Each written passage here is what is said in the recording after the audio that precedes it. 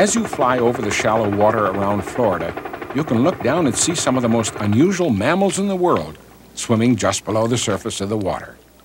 You can see why sailors of long ago thought they were seeing a mermaid, that mythical creature with the head and body of a woman and the tail of a fish.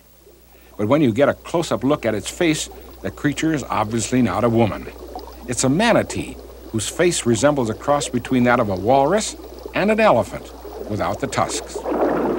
With its muzzle, it grasps food in somewhat the same manner as an elephant uses its trunk.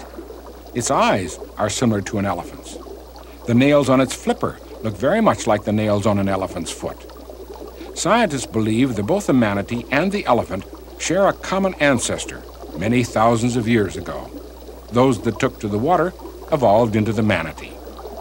They must come to the surface to breathe air about every 3 minutes or so, but can stay underwater as long as 15 minutes. Like all mammals, the calf gets milk from its mother. Her nipple is located just behind her flipper. Even though the gentle manatee has no natural enemies, there are only 1,000 or so left in the world. At one time they were hunted, but now are protected by law. Their biggest problem is boats. The manatees like to bask just below the surface where boats can accidentally run into them.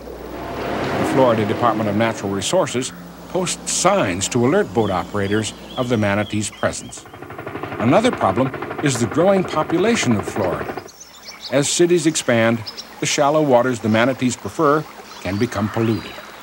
But the manatees have adapted to the changes man has made in their environment. A survey by the Florida Audubon Society found that during the winter, manatees collect in the warm water released from large power plants.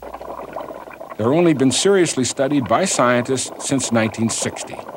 If they are to survive, much more will have to be learned about the gentle giant, the manatee.